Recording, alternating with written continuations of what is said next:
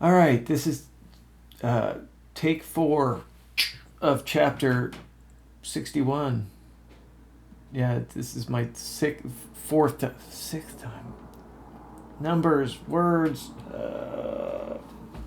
My name's Roger, and I've been suicidal either actively or passively for 25 years.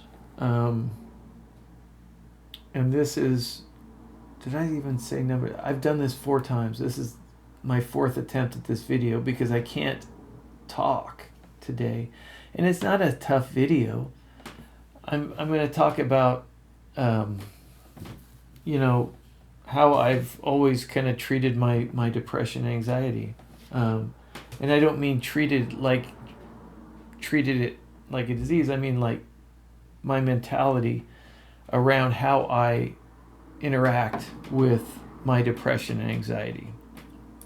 That's all I've been trying to say, but I lose myself somewhere. So I'm going to start and I'm going to say a few things. Then as soon as I feel like I've said it, I'm going to shut it down because if I don't do that, then I start going down this other path. And before you know it, I'm like, what am I even talking about? So bear with me. And now I don't remember what I've said or what I haven't said because it's been a thing. This is chapter 61 of World's Longest Suicide Note. My name is Roger. I know I've just said this stuff. Just keep going. Just keep going. Push it through. Even though I am suicidal when I'm having a bad day or bad time, I am not a professional of any kind. Especially when it comes to mental health. So I'm not a practitioner. Okay, moving on. I'm gonna get this thing done. Is what's happening now. It's gonna be crap. It's gonna be a crappy video, and I apologize. But we're gonna force this thing through. We are gonna grunt it out, and we're gonna finish this thing. All right. So really, the only point I was trying to make is that.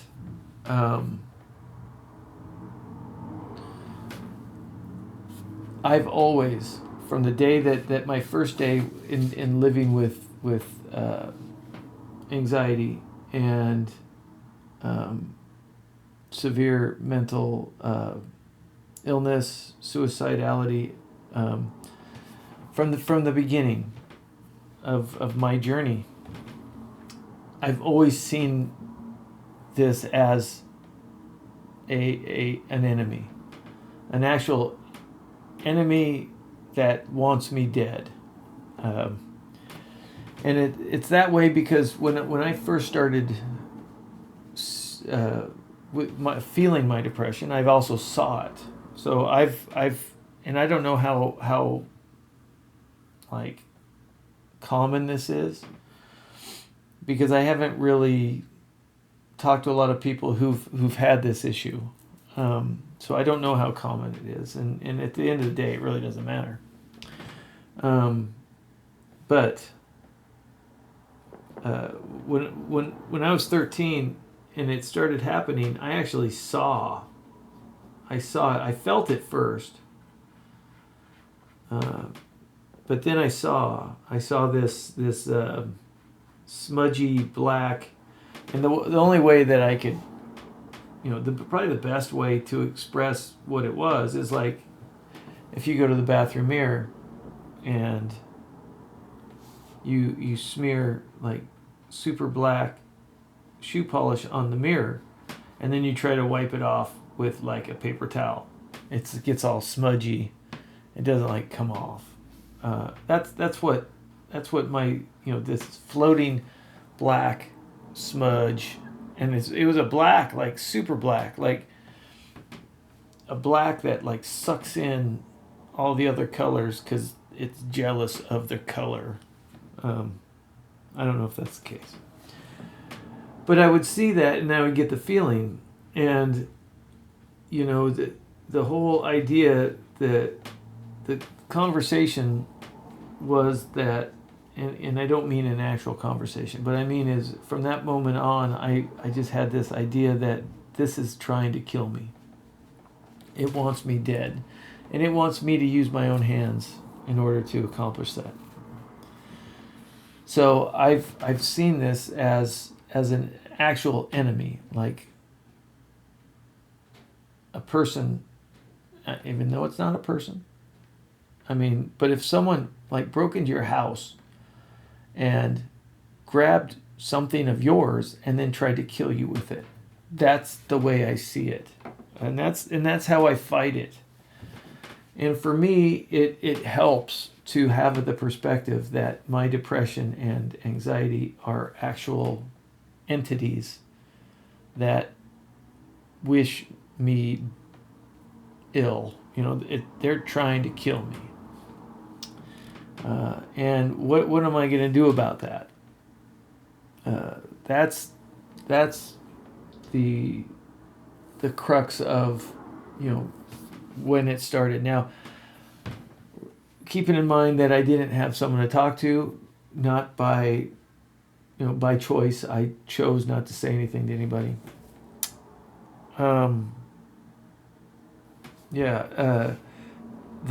easiest thing to do was to assume that it was an enemy and then try to beat it on its own game, and that took a long time to try to figure out, because I didn't have any other input. I couldn't Google it or watch a YouTube video. I just had to try to find my own way, and that was the mentality: is this thing is really trying to kill me, and I desperately need to fight back. And so that's where this whole mindset came from. And I say this not that anyone would say, "Oh, well, I've been dealing with it more as like a disease, and I'm trying to deal with it." I mean, I'm not trying to get anyone to change how they think about things, but sometimes the mindset that you take into it makes a difference. And I believe that the mindset that I've adopted and have used throughout my time. Oh, I'm boring myself. Has been something that has actually helped me, because I do see it. I mean, I wake up knowing that something's trying to kill me, and it's me. But when you have that mindset, you're ready for what's gonna come, if anything comes. You're just you're knowing that, like, if you woke up and you said there's a hungry tiger in my house somewhere, and at some point he may jump on me and try to eat my throat. Well, you're not just gonna walk through your house like you haven't a care in the world. You're going to tread lightly, and you're going to arm yourself, and you're going to be aware. And that's kind of how I am with I know it's there when I wake up. I know it's going to be there when I go to bed. And I know it's going to attack me throughout the day. And especially if I give it the opportunity. If I lower my guard, if I am not aware of the things that are happening in my head and around, I know that I'm at risk. And so that knowledge has helped me. I mean, it's kind of, it keeps me on edge, and it doesn't help my anxiety greatly, I mean, because it's going to be there. But in the terms of just the understanding that it's going to happen, and I need to be ready for it, that has helped. And it makes me be proactive in what I do. I know that there'll be those of you that will say, well, maybe you're creating that by you wake up and you know that it's there, and so you're acting like it's there, and so you're creating that. And I don't know the answer to. I would like to say that is incorrect, and no matter what I do, it's there. But at the end of the day, I can't really take that chance, because if I say, oh well, then I'm creating it, then I could just not, and so I'm just not going to think about it.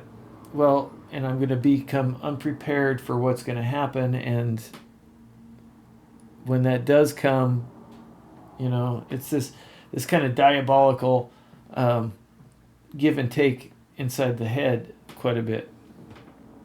And yeah, and this is where I start to lose it a little bit, because I don't want anyone to feel like how you deal with things needs to be adjusted or changed. That's not for me to say.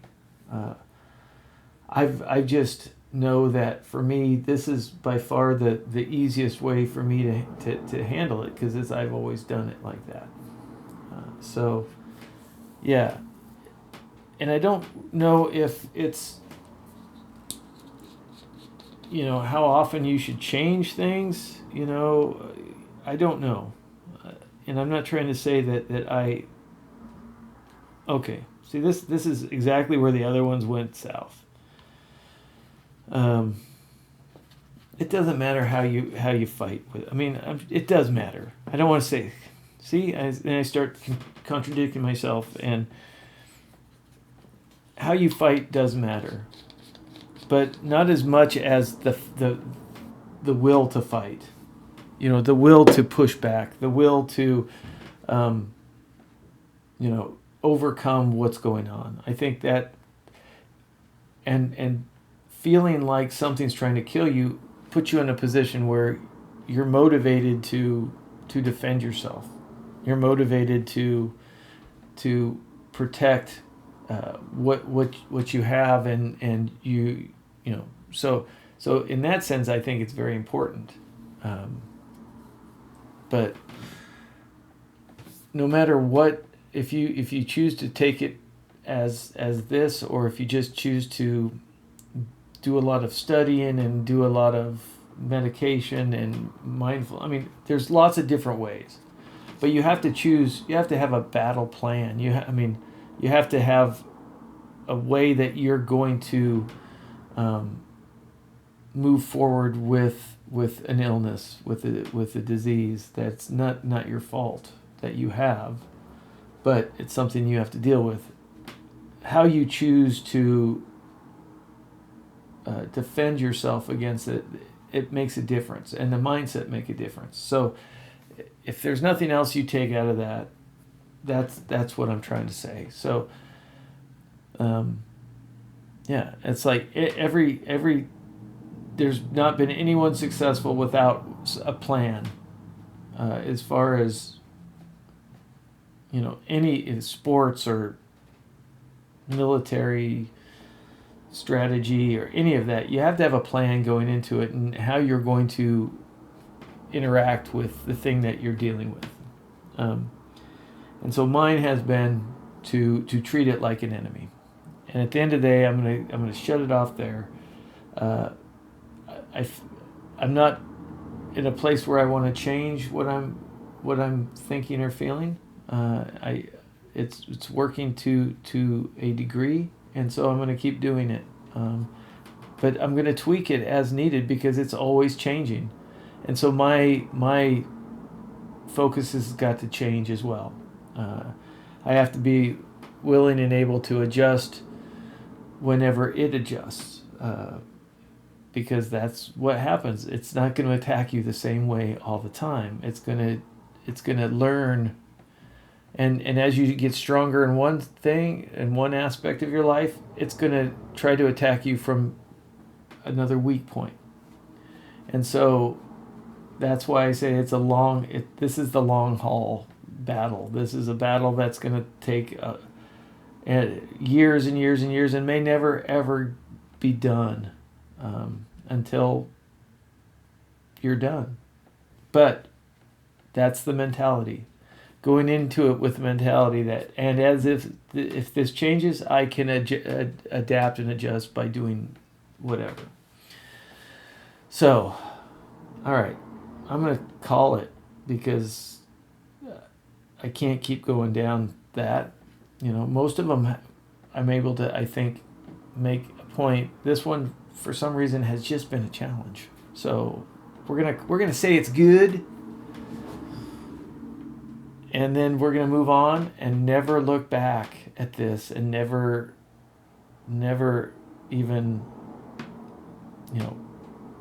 say it happened. This just chapter 61 was a weird thing, and we made a point, but then did we? Doesn't matter. Stop. Whew. I mean, this is it. Sometimes this is as best as it gets. So, but we carry on and we move forward and we put it out there. I mean, I could just not put this out. But I think it's important that you see me struggle from time to time. I think it's important that, because I do struggle from time to time, obviously. So we're not just going to put the stuff out that looks best or puts us in the best light. We're going to put it all out there and really hope that something will land with somebody.